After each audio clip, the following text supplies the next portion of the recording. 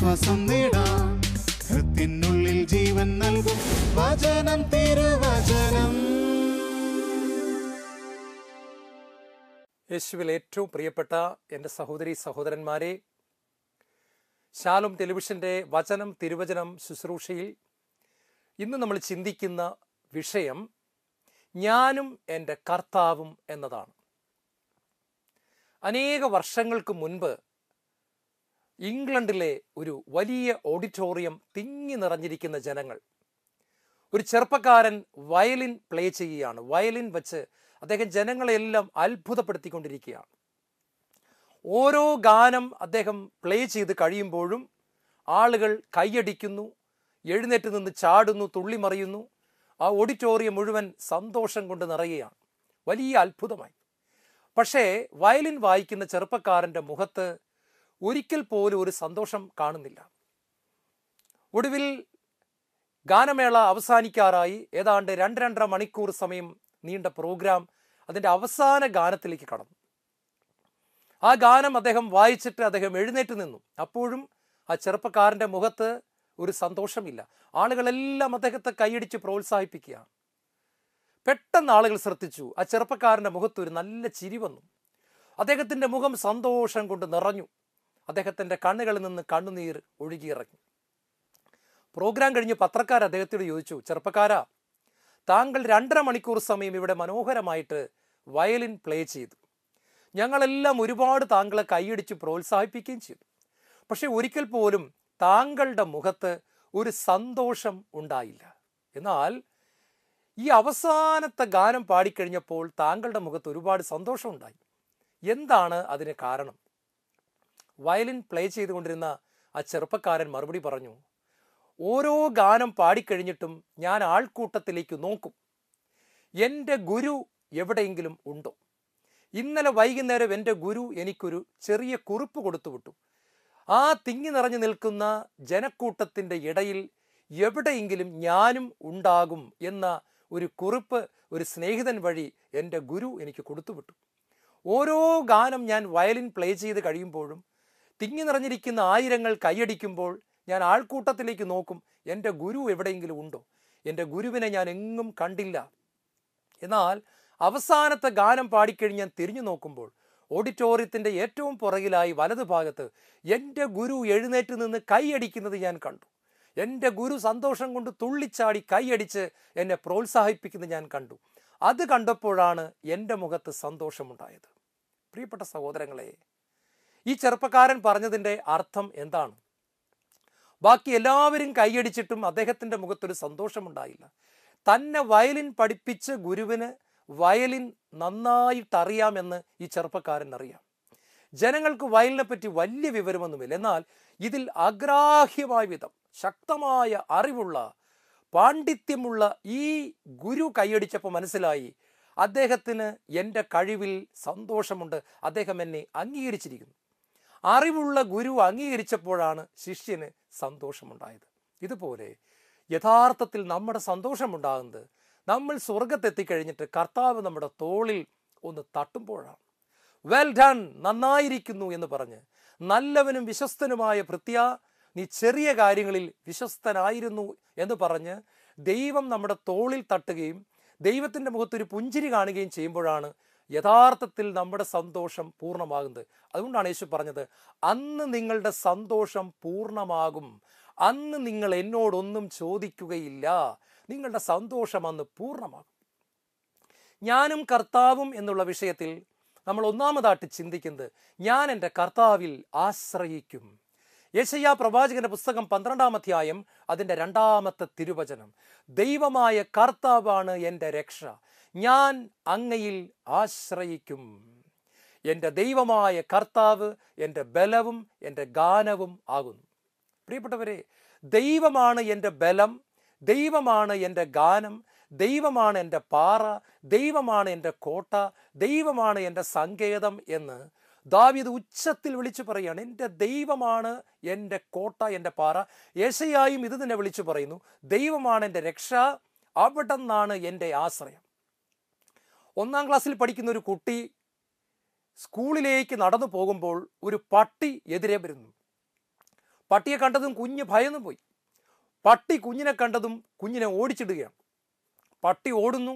കുഞ്ഞ് തനിക്ക് അറിയാവുന്ന വേഗത്തിൽ കാലുകൾ വെച്ച് കുഞ്ഞ് ഓടുകയാണ്. ഒടുവിൽ ഓടി ഓടി ഓടി ഓടി കുഞ്ഞ് ഒരു സ്ഥലത്ത് വന്ന് താഴെ വീണു. തിരിഞ്ഞു നോക്കുമ്പോൾ പട്ടി പുറകെ വേഗം വരികയാണ്. കുഞ്ഞ് താഴെ നിന്ന് എഴുന്നേറ്റതും കുഞ്ഞ് വേറൊരു കാഴ്ച കണ്ടു. തൻ്റെ അപ്പൻ, തൻ്റെ ചാച്ചൻ, തൻ്റെ പപ്പ ഈ കാഴ്ച കണ്ടിട്ട് ഓടി വരികയാണ്. പറമ്പിൽ ജോലി ചെയ്തുകൊണ്ടിരുന്ന തൻ്റെ ചാച്ചൻ ജോലിയെല്ലാം കളഞ്ഞിട്ട് ഓടി വന്ന് തൻ്റെ കുഞ്ഞിനെ പൊക്കിയെടുത്ത് തോളിലേക്ക് പിടിച്ചു. ഇത്രയും നേരം കുഞ്ഞിനെ ഓടിച്ചിട്ടുകൊണ്ടിരുന്ന പട്ടി പപ്പയെ കണ്ടതും ഓട്ടം നിർത്തിയിട്ട് അവിടെ തന്നെ നിൽക്കുകയാണ്. പിന്നെ ഒരടി പട്ടി മുന്നോട്ട് വരുന്നില്ല. മാത്രമല്ല മറ്റൊരു കാര്യവും കൂടെ കണ്ടു. ഇത്രയും നേരം ഭയപ്പെട്ട് ഓടിക്കൊണ്ടിരുന്ന കുഞ്ഞ് ചാച്ചൻ്റെ തോളിൽ കയറിയിരുന്നിട്ട് പട്ടി നോക്കി പാവു പോടാ എന്ന് തിരിച്ച് പട്ടിയെ നോക്കി അവൻ പറയുകയാണ്. പ്രിയപ്പെട്ടവരെ, പട്ടി തിരിച്ചു പോവുകയും ചെയ്തു. അപ്പം ഇത്രയും നേരം ഇല്ലാതിരുന്ന ഒരു ധൈര്യം ഈ കുഞ്ഞിന് എവിടെ നിന്നാണ് ഉണ്ടായത്? അതിന് ഒറ്റ കാരണമേ ഉള്ളൂ. അവൻ്റെ ചാച്ചൻ അടുത്തെത്തിയിരിക്കുന്നു, അവൻ്റെ പപ്പ അടുത്തെത്തിയിരിക്കുന്നു. ഇതാണ് യെശയ്യാ പറയുന്നത്. എൻ്റെ ദൈവമാണ് എൻ്റെ രക്ഷ. My God is my salvation. എൻ്റെ ദൈവമാണ് എൻ്റെ രക്ഷ. ഞാൻ എൻ്റെ കർത്താവിൽ ആശ്രയിക്കും. ഞാൻ എൻ്റെ കർത്താവിൽ അഭിമാനം കൊള്ളും. കർത്താവാണ് എൻ്റെ സകലതും. വിശുദ്ധ അമ്മ ത്രേസ്യ പറയുന്നുണ്ട്, നമ്മുടെ എല്ലാ ഭയത്തിനും കാരണം ദൈവം നമ്മുടെ കൂടെയില്ല എന്നുള്ള നമ്മുടെ ചിന്തയാണ്. ദൈവത്തിലുള്ള ആശ്രയത്വമില്ലായ്മയാണ് നമ്മുടെ സകല ഭയത്തിൻ്റെയും അടിസ്ഥാന കാരണം. ഒരു വ്യക്തിക്ക് ഭയമുണ്ട് എന്നതിൻ്റെ അർത്ഥം ആ വ്യക്തിക്ക് ദൈവത്തിൽ അടിയുറച്ച ഒരു ആശ്രയത്വം ഇല്ല എന്നതാണ് കാരണമെന്ന് അമ്മ ത്രേസ്യ വ്യക്തമായിട്ട് പഠിപ്പിക്കുന്നു. രണ്ടാമതായി, ഞാനും എൻ്റെ കർത്താവും എന്നുള്ള വിഷയത്തിൽ നമ്മൾ ചിന്തിക്കുന്നത് സങ്കീർത്തനം 34:1 ഞാൻ കർത്താവിനെ എന്നും പുകഴ്ത്തും, അവിടുത്തെ സ്തുതികൾ എന്നും എൻ്റെ അധരങ്ങളിൽ ഉണ്ടായിരിക്കും. ഞാൻ എൻ്റെ കർത്താവിനെ എന്നും സ്തുതിക്കും. മകൾക്ക് MBBSന് എൻട്രൻസ് അഡ്മിഷൻ കിട്ടുമ്പോൾ മാത്രമല്ല, നല്ലൊരു ജോലി കിട്ടുമ്പോൾ മാത്രമല്ല, മൂത്ത മകൻ അമേരിക്കയ്ക്ക് പോകാൻ വിസ കിട്ടുമ്പോൾ മാത്രമല്ല, സ്കൂളിൽ 1ാം റാങ്ക് ചെറുമക്കൾക്ക് കിട്ടുമ്പോൾ മാത്രമല്ല, ഞാൻ എൻ്റെ കർത്താവിനെ എന്നും പുകഴ്ത്തും. അവിടുത്തെ സ്തുതികൾ എപ്പോഴും എൻ്റെ അധരങ്ങളിൽ ഉണ്ടായിരിക്കും. ഈ 34-ാം സങ്കീർത്തനം ദാവീദ് എഴുതിയത് എപ്പോഴാണെന്ന് നിങ്ങൾക്ക് അറിയാമോ? അബിമലക്ക് എന്ന് പറയുന്ന രാജാവിൻ്റെ മുമ്പിൽ ഒരു മാനസിക രോഗിയെ പോലെ തുപ്പലൊലിപ്പിച്ച് മുടി ചെയ്യാതെ, മുടി വെട്ടാതെ, ഷേവ് ചെയ്യാതെ, കുളിക്കാതെ, ഭ്രാന്തനായി പിച്ചിയും പേയും പറഞ്ഞ് സാവൂൾ കൊല്ലാനായിട്ട് ഓടിച്ചിട്ടപ്പോൾ ഒരു ഭ്രാന്തനെ പോലെ അഭിനയിച്ച് അബിമലക്കിൻ്റെ കൊട്ടാരത്തിൻ്റെ മുമ്പിൽ ഒരു വൃത്തികെട്ട രൂപത്തിൽ വന്ന് നിൽക്കുന്ന സമയത്ത്, ഈ വലിയ വേദനയിലൂടെയും തകർച്ചയിലൂടെയും കടന്നു പോകുമ്പോൾ ഒരു ഭ്രാന്തനെ പോലെ അഭിനയിച്ച് ജീവൻ രക്ഷിക്കുന്ന ആ വേളയിൽ ദാവീദ് കർത്താവിനെ നോക്കി പറയുന്നത് ഇതാണ്, ഞാൻ പെറുപെറുക്കുമെന്നല്ല, ഞാൻ എൻ്റെ കർത്താവിനെ എന്നും സ്തുതിക്കും. അവിടുത്തെ സ്തുതികൾ എപ്പോഴും എൻ്റെ അധരങ്ങളിൽ ഉണ്ടായിരിക്കും. യേശുവിൽ ഏറ്റവും പ്രിയപ്പെട്ട സഹോദരങ്ങളെ, 119-ാം സങ്കീർത്തനം അതിൻ്റെ 75-ാമത്തെ വചനം പറയുന്നു, കർത്താവേ അങ്ങ് വിശ്വസ്തത മൂലമാണ് എന്നെ കഷ്ടപ്പെടുത്തിയതെന്ന് ഞാൻ അറിയുന്നു. കർത്താവേ അങ്ങയുടെ ന്യായവിധികൾ യുക്തമാണെന്നും വിശ്വസ്തത മൂലമാണ് അങ്ങ് എന്നെ കഷ്ടപ്പെടുത്തിയതെന്നും ഞാൻ അറിയുന്നു.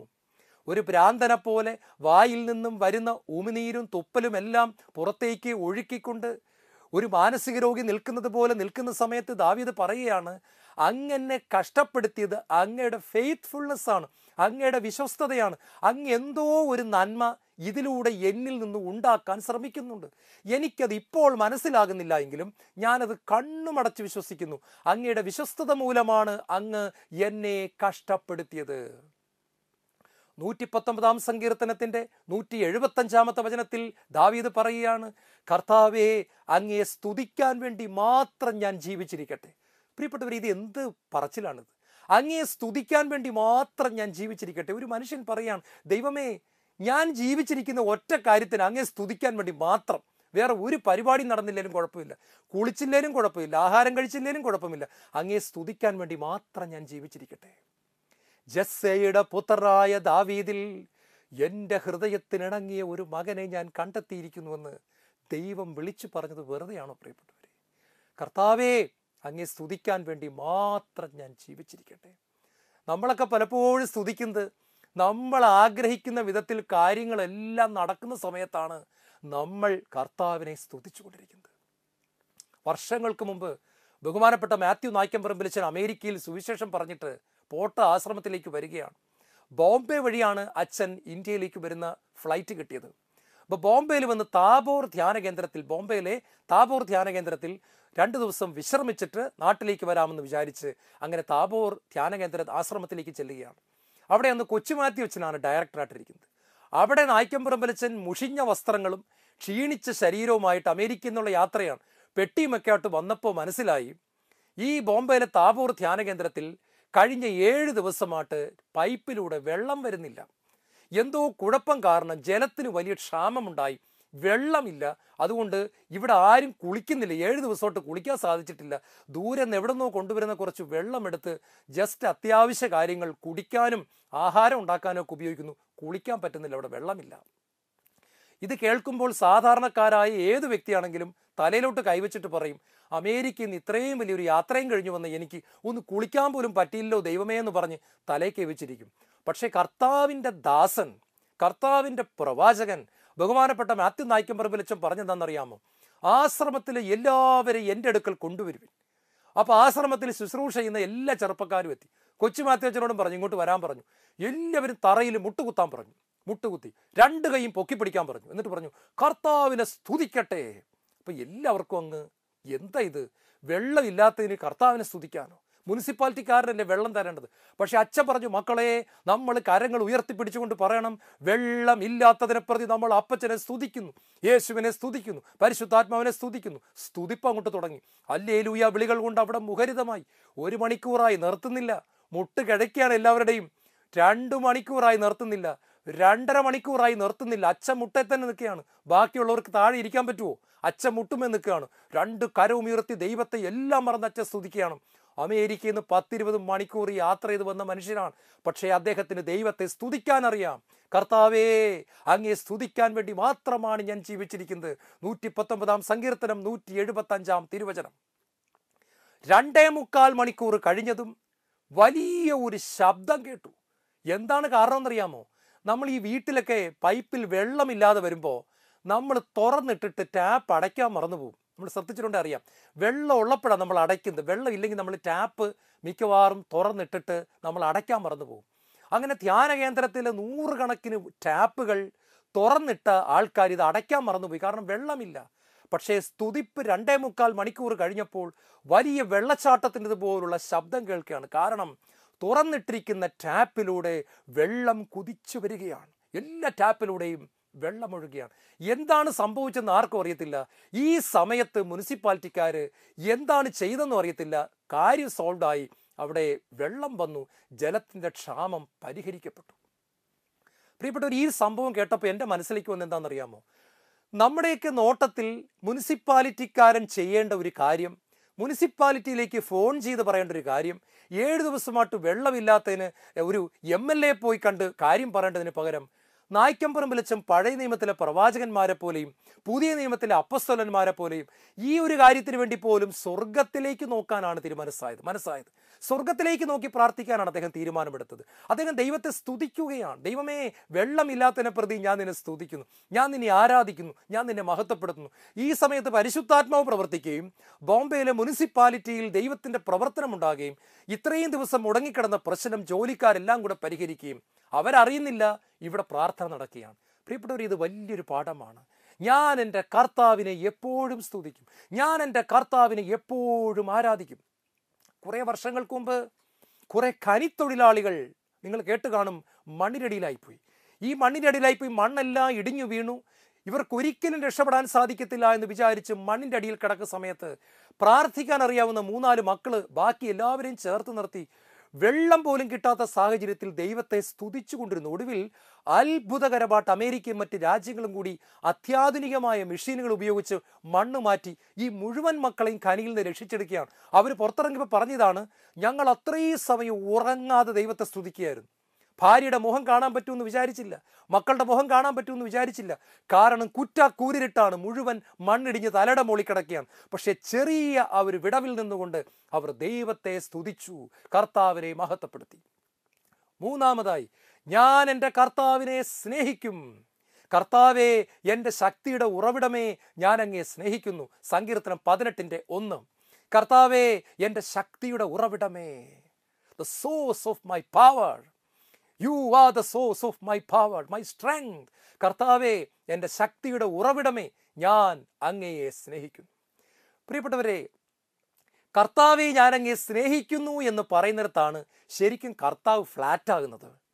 നമ്മൾ പലപ്പോഴും പറയാറില്ലേ, ഓ അവൻ ഫ്ലാറ്റായിപ്പോയി, അവൾ ഫ്ലാറ്റായിപ്പോയി എന്ന് പറഞ്ഞാൽ വീണുപോയി എന്നൊക്കെ നമ്മൾ പറയും. നമ്മുടെ കൊളോക്കിയൽ ലാംഗ്വേജ് പറഞ്ഞൊരു കാര്യം, ഓ എൻ്റെ ആ വാക്ക് കേട്ടപ്പോൾ അയാൾ അങ്ങ് വീണുപോയി. യഥാർത്ഥത്തിൽ കർത്താവ് വീണുപോകുന്ന ഒരു കാര്യമാണ് എൻ്റെ കർത്താവെ ഞാൻ അങ്ങയെ സ്നേഹിക്കുന്നു എന്ന് പറയുന്നിടത്ത്. ഇത് കൊച്ചു ത്രേസ്യ പുണ്യാളത്തിയുടെ വാക്കുകളാണ്. നമ്മൾ കർത്താവെ നിന്നെ സ്നേഹിക്കുന്നു എന്ന് പറയുമ്പോൾ കർത്താവ് ശരിക്കും വീണുപോവുകയാണ്. കാരണം കർത്താവ് ഏറ്റവും കൊതിക്കുന്നത് നമ്മുടെ സ്നേഹത്തിന് വേണ്ടിയിട്ടാണ്. വ്യാകുല മാതാവിൻ്റെ വിശുദ്ധ ഗബ്രിയേൽ എന്ന് പറയുന്ന ഒരു വിശുദ്ധയുണ്ട്. ആ വിശുദ്ധ പറഞ്ഞിരിക്കുന്നത് ഇങ്ങനെയാണ്: എൻ്റെ കർത്താവിനെ സ്നേഹിക്കാത്ത ഒരു നാര് എൻ്റെ ഹൃദയത്തിൽ ഞാൻ കണ്ടെത്തിയാൽ ഞാനൊരു പിച്ചാത്തി കൊണ്ടുവന്ന് എൻ്റെ ഹൃദയം കുത്തിക്കീറി ആ നാരിനെ ഞാൻ പുറത്തെടുത്ത് തീയിൽ കൊണ്ടുപോയി ഞാൻ കത്തിച്ചു കളയും. എൻ്റെ കർത്താവിനെ സ്നേഹിക്കാത്ത ഒറ്റ നാര് എൻ്റെ ഹൃദയത്തിൽ കണ്ടാൽ ഞാൻ പിച്ചാത്തി കൊണ്ട് അതിനെ വലിച്ചു കീറി അതിനെ കത്തിച്ചു കളയും. അത്രമാത്രം ശക്തമായിട്ട് ഞാനതിനെ കൈകാര്യം ചെയ്യുമെന്നാണ് വ്യാകുല മാതാവിൻ്റെ വിശുദ്ധ ഗബ്രിയേൽ എന്ന് പറയുന്ന വിശുദ്ധ നമ്മളെ പഠിപ്പിക്കുന്നത്. പ്രിയപ്പെട്ടവരെ, വിശുദ്ധർ ഊണിലും ഉറക്കത്തിലും കർത്താവിനെ സ്നേഹിച്ചവരാണ്. അതുകൊണ്ടാണ് അവരെപ്പറ്റി കർത്താവ് പറയുന്നത്, തൻ്റെ പ്രിയപ്പെട്ടവർ ഉറങ്ങുമ്പോൾ പോലും കർത്താവ് അവർക്ക് വേണ്ടത് നൽകുന്നു. സങ്കീർത്തന പുസ്തകത്തിലെ ഒരു വചനമാണ്, ഉറങ്ങുമ്പോൾ പോലും, പ്രാർത്ഥിക്കുമ്പോഴല്ല, ഉറങ്ങുമ്പോൾ പോലും അവർക്ക് കർത്താവ് വേണ്ടത് നൽകുന്നു. പത്രോസിനോട് കർത്താവിന് ഒരൊറ്റ കാര്യം ചോദിക്കാനുണ്ടായിരുന്നുള്ളൂ. പത്രോസേ, നീ ഉപവാസം എടുക്കുമോ? പത്രോസേ, നീ എന്നും കുർബാന ചൊല്ലുമോ? പത്രോസേ, നീ എന്നും കരുണക്കൊന്ത ചൊല്ലുമോ? പത്രോസേ, നീ കൈ വിരിച്ചു പിടിക്കുമോ? പത്രോസേ, നീ മുട്ടിന്മേ നിൽക്കുമോ? ഇതൊന്നും കർത്താവിന് ആദ്യം അറിയണ്ട. കർത്താവിന് ഒരൊറ്റ കാര്യം അറിയണമായിരുന്നു, യോനായുടെ പുത്രനായ ശിമിയോനെ, നീ ഇവരെക്കാൾ അധികമായി എന്നെ സ്നേഹിക്കുന്നുവോ? Simon Simon Barjona, do you love me more than these? നീ എന്നെ സ്നേഹിക്കുന്നുണ്ടോ പത്രോസേ? അത് മാത്രമേ എനിക്കറിയാനുള്ളൂ. പ്രിയപ്പെട്ടവരെ, ബൈബിളിൽ എഴുതിയിട്ടില്ല എങ്കിലും ഞാൻ ഭാവന കാണുകയാണ്. തോമസ് ലീഹ ഭാരതത്തിലേക്ക് കപ്പൽ കയറാൻ പോവുകയാണ്. അന്ന് പാക്കപ്പലേ ഉള്ളൂ, നമുക്കറിയാം, പ്ലെയിൻ ഇല്ല, മെഷീൻ വെച്ച് ഓടുന്ന കപ്പലുകളൊന്നുമില്ല, പാക്കപ്പല.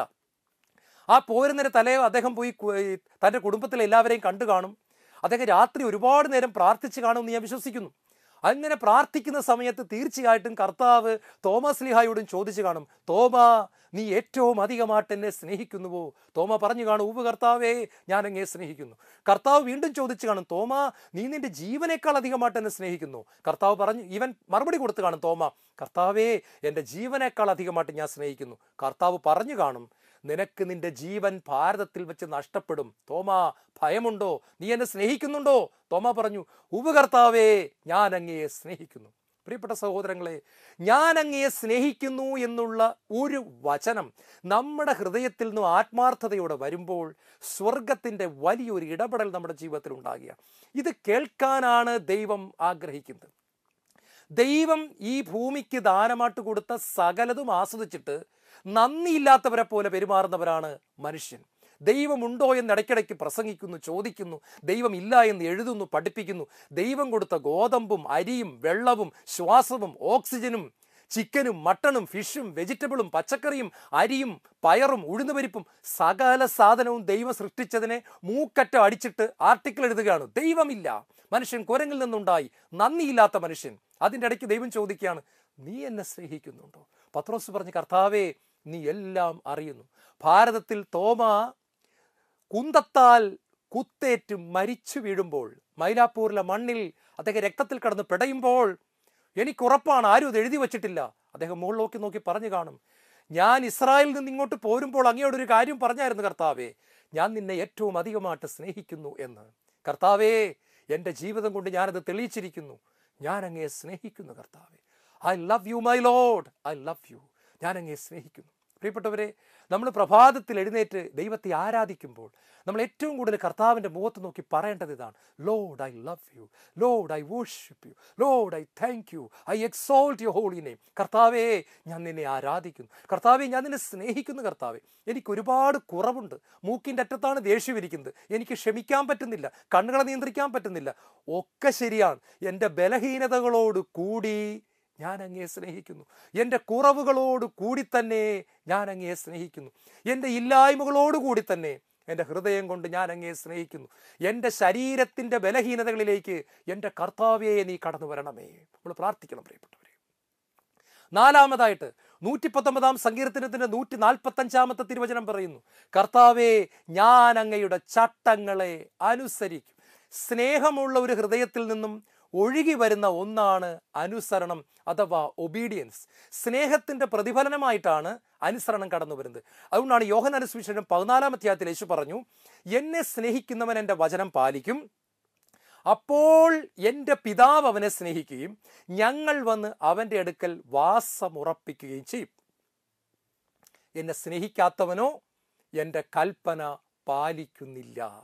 എന്നെ സ്നേഹിക്കുന്നവൻ എൻ്റെ കൽപ്പന പാലിക്കും, അനുസരിക്കും. സ്നേഹം നമ്മൾ തെളിയിക്കുന്നത് അനുസരണത്തിലൂടെയാണ്.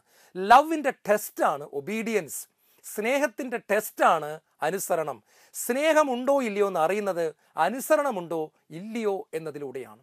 പ്രിയപ്പെട്ടവരെ, എനിക്ക് ഉറപ്പാണ് അബ്രഹാം എന്നും ദൈവത്തെ ആരാധിക്കുന്ന സമയത്ത് പറഞ്ഞു കാണും, കർത്താവേ ഞാൻ സാറായേക്കാൾ അധികമായിട്ട് നിന്നെ സ്നേഹിക്കുന്നു, കർത്താവേ ഞാൻ ഇസഹാക്കിനേക്കാൾ അധികം നിന്നെ സ്നേഹിക്കുന്നു, കർത്താവേ ഞാൻ എല്ലാറ്റിനേക്കാൾ അധികം നിന്നെ സ്നേഹിക്കുന്നു. കുറേ നാൾ കേട്ട് കഴിഞ്ഞപ്പോൾ കർത്താവിനൊരു സംശയം, ഇവൻ ഈ പറയുന്നത് ശരിക്കും ഹൃദയത്തിൽ നിന്നാണോ അല്ലയോ? അതുകൊണ്ട് ഒരു ദിവസം പറഞ്ഞു, ഓക്കെ, നീ ഇന്ന് രാവിലെ പറഞ്ഞത് ഞാൻ കേട്ടു, നീ ഇസഹാക്കിനേക്കാൾ അധികം എന്നെ സ്നേഹിക്കുന്നില്ലേ? അങ്ങനെയാണ് നീ ഒരു കാര്യം ചെയ്യ്, ഇസഹാക്കിന് നീ എനിക്ക് ബലിയാട്ടർപ്പിക്കുക. ഞാൻ കാണിച്ചു തരുന്ന മോറിയാമലയിൽ നീ അവനെ എനിക്കൊരു ബലിയാട്ടർപ്പിക്കുക. അബ്രഹാം മേലും കീഴും നോക്കിയില്ല, ഭാര്യയോടൊരു വാക്കുപോലും പറഞ്ഞില്ല. ഭാര്യയോട് പറഞ്ഞാൽ സമ്മതിക്കത്തില്ലെന്നറിയാം, വീട്ടിൽ അടി നടക്കുമെന്നറിയാം. അതുകൊണ്ട് പറയാതെ ഇസഹാക്കിനെ കൊണ്ടുപോയി ദഹനബലി അർപ്പിക്കാൻ തയ്യാറായപ്പോൾ ദൈവം സ്വർഗത്തിൽ നിന്ന് വിളിച്ചു പറയാണ്, നീ നിന്റെ മകനേക്കാൾ അധികമായി എന്നെ സ്നേഹിക്കുന്നുവെന്ന് എനിക്കിപ്പോൾ മനസ്സിലായി അബ്രഹാം, എനിക്ക് മനസ്സിലായി. നീ അനുസരണത്തിലൂടെ അത് തെളിയിച്ചു അബ്രഹാം. നീ വെറുതെ പാട്ടുപാടുക മാത്രമായിരുന്നില്ല, നീ അത് പ്രവൃത്തിയിലൂടെ തെളിയിച്ചു. നിന്റെ അനുസരണത്തിലൂടെ നീ അത് തെളിയിച്ചു. അവസാനമായിട്ട് ഞാൻ അങ്ങയുടെ മുൻപിൽ വ്യാപരിക്കും. 116 സങ്കീർത്തനം അതിൻ്റെ 9-ാമത്തെ തിരുവചനം, കർത്താവേ ഞാൻ അങ്ങയുടെ മുൻപിൽ വ്യാപരിക്കും. ഇത് അനുസരണത്തിൻ്റെ ടോപ്പ് ലെവലാണ്, അനുസരണത്തിൻ്റെ മാക്സിമം നമ്മൾ പറയും. അതായത് ഇവിടെ ഇതിൻ്റെ അർത്ഥം എന്താണെന്നറിയാമോ? 24 മണിക്കൂറും ദൈവം എന്നെ കണ്ടുകൊണ്ടിരിക്കുന്നു എന്നതുപോലെ ഞാൻ ജീവിക്കും. അതായത് 24 മണിക്കൂറും അരുളിക്കായിലെ വിശുദ്ധ കുർബാന എഴുന്നള്ളിച്ച് വയ്ക്കുമ്പോൾ നമ്മൾ പോയി ഇരിക്കുന്ന ഒരു ഇരിപ്പില്ലേ പള്ളിയിൽ? വിശുദ്ധ കുർബാനയുടെ മുമ്പിൽ കൈകൂപ്പി ഇരിക്കുമ്പോൾ ആരെങ്കിലും പാപം ചെയ്യാറുണ്ടോ? ആരെങ്കിലും സ്ത്രീകൾ ആസക്തിയോടെ നോക്കുവോ? ആരെങ്കിലും ബീഡി വലിക്കുവോ? ആരെങ്കിലും കഞ്ചാവ് അടിക്കുവോ? ആരെങ്കിലും മദ്യപിക്കുവോ? ആരെങ്കിലും ഭാര്യയെ തല്ലുവോ? ഇതൊന്നുമില്ല. ആ 1 മണിക്കൂർ നമ്മളെല്ലാം അൽഫോൻസാമയാണ്, നമ്മളെല്ലാം വിശുദ്ധരാണ്. കാരണം എന്താണ്? കർത്താവിനെ നോക്കിക്കൊണ്ടിരിക്കുന്നു. ഇവിടെ പറയാണ് 116 സങ്കീർത്തനം അതിൻ്റെ 9-ാമത്തെ തിരുവചനം, കർത്താവേ ഞാൻ അങ്ങയുടെ മുൻപിൽ വ്യാപരിക്കും. 24 മണിക്കൂർ അങ്ങനെ നോക്കിക്കൊണ്ടിരിക്കുന്നത് പോലെ ഞാൻ അങ്ങയുടെ മുൻപിൽ നടക്കും, വ്യാപരിക്കും. എന്ന് പറഞ്ഞാൽ 24 മണിക്കൂർ ഞാൻ വിശുദ്ധിയിൽ ജീവിക്കാൻ അതെനിക്ക് മതിയായ കാരണമാണ്. ഉൽപ്പത്തി പുസ്തകം 17-ാം അധ്യായത്തിൻ്റെ 1-ാമത്തെ വാക്യത്തിൽ ദൈവം അബ്രഹാമിനോട് പറയുന്നുണ്ട്, ഞാൻ സർവശക്തനായ കർത്താവാണ്, എൻ്റെ മുൻപിൽ വ്യാപരിക്കുക, കുറ്റമറ്റവനായി നടക്കുക. അബ്രഹാമേ എൻ്റെ മുൻപിൽ നടക്കണം എന്ന് വെച്ചാൽ, അബ്രഹാമേ നിന്റെ തൊട്ടു പുറകെ ഞാനുണ്ട്, എല്ലാം ഞാൻ കണ്ടുകൊണ്ടിരിക്കുകയാണ് എന്നുള്ള ബോധ്യത്തിൽ നീ 24 മണിക്കൂർ നടക്കണം. എൻ്റെ മുൻപിൽ നടക്കുക, കുറ്റമില്ലാത്തവനായി വ്യാപരിക്കുക, ഞാൻ നിന്നെ അനുഗ്രഹിക്കും. I will bless you. നീ എൻ്റെ മുമ്പിൽ കുറ്റമില്ലാത്തവനായിട്ട് നടക്കണം. എൻ്റെ മുൻപിൽ, എൻ്റെ തൊട്ട് മുൻപിൽ ഞാൻ നിൻ്റെ കൂടെ നടക്കുന്നുണ്ട്.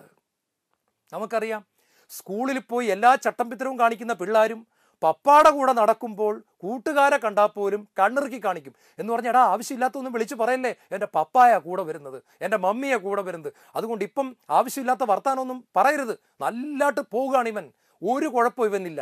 ദൈവം പറയാണ്, അബ്രഹാമേ നീ എൻ്റെ മുൻപിൽ കുറ്റമില്ലാത്തവനായിട്ട് വ്യാപരിക്കുക.